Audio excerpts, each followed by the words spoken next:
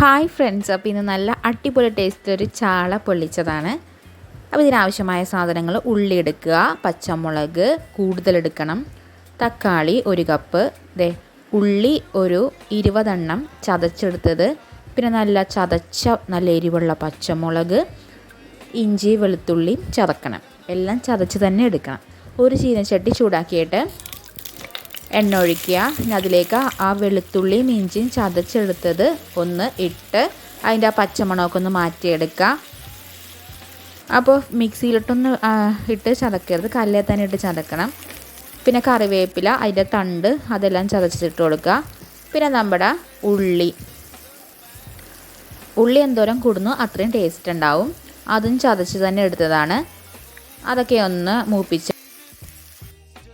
പച്ചമുളക്, ഇതൊരു 10 പച്ചമുളക് ചതച്ചെടുത്താണ് കേട്ടോ. പച്ചമുളകിൻ്റെ ടേസ്റ്റ്, ആ എരിവാണ് ഈ കറിയുടെ ഒരു ഹൈലൈറ്റ്.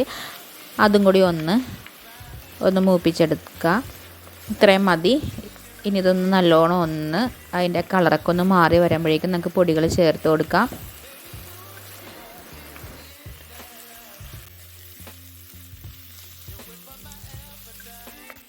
ഒരു 1/4 ടീസ്പൂൺ മഞ്ഞൾപ്പൊടി, 1 ടേബിൾ സ്പൂൺ മുളക് പൊടി,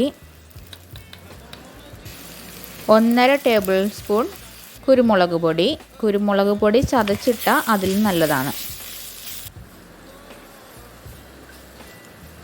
അപ്പോൾ അതൊക്കെ പച്ചമണം മാറി ഒന്ന് മൂപ്പിച്ചെടുത്ത ശേഷം 1 കപ്പ് തക്കാളിയും കൂടി ആഡ് ചെയ്ത് കൊടുക്കുക. തക്കാളി നമ്മൾ മസ്റ്റായിട്ട് ഇടണം. പിന്നെ തക്കാളി ഒന്ന് വേവിച്ചെടുക്കണം. അതിനാവശ്യമുള്ള വെള്ളം ചേർത്ത് നമുക്ക് തക്കാളി ആ ഒരു ഗ്രേവി നല്ലൊരു പേസ്റ്റ് പോലെ എടുക്കാം. ആവശ്യത്തിനുള്ള ഉപ്പ് ചേർത്ത് കൊടുക്കുക. അതായത് ഇപ്പോൾ ആ ഗ്രേവി ഒരു പേസ്റ്റ് പരുവത്തിലായി. ഇനി ഇതിലേക്ക് നമുക്ക് കുറച്ച് വെള്ളവും കൂടി ആഡ് ചെയ്ത് കൊടുക്കുക. 1 കപ്പ് വെള്ളം കൂടി ആഡ് ചെയ്ത് കൊടുക്കുക. വെള്ളം തിളച്ച് വരുമ്പോഴേക്കും നമുക്ക് മീൻ ഇട്ട് കൊടുക്കാം. അപ്പോൾ മീൻ ഞാൻ ചെറുതാക്കിയിട്ടില്ല. അപ്പോൾ വളരെ ടേസ്റ്റ് ആയിട്ടുള്ളൊരു കറിയാണ് ഇവിടെ. വീഡിയോ ഇഷ്ടമായാൽ ലൈക്ക് ചെയ്യാൻ മറക്കരുതേ. അപ്പോൾ മീനെല്ലാം ആഡ് ചെയ്തു. നമ്മുടെ കറി തിളച്ച് വന്നിട്ടുണ്ട്. നല്ല ടേസ്റ്റാണ്. വീട്ടിലിതെല്ലാം ട്രൈ ചെയ്ത് നോക്കുക.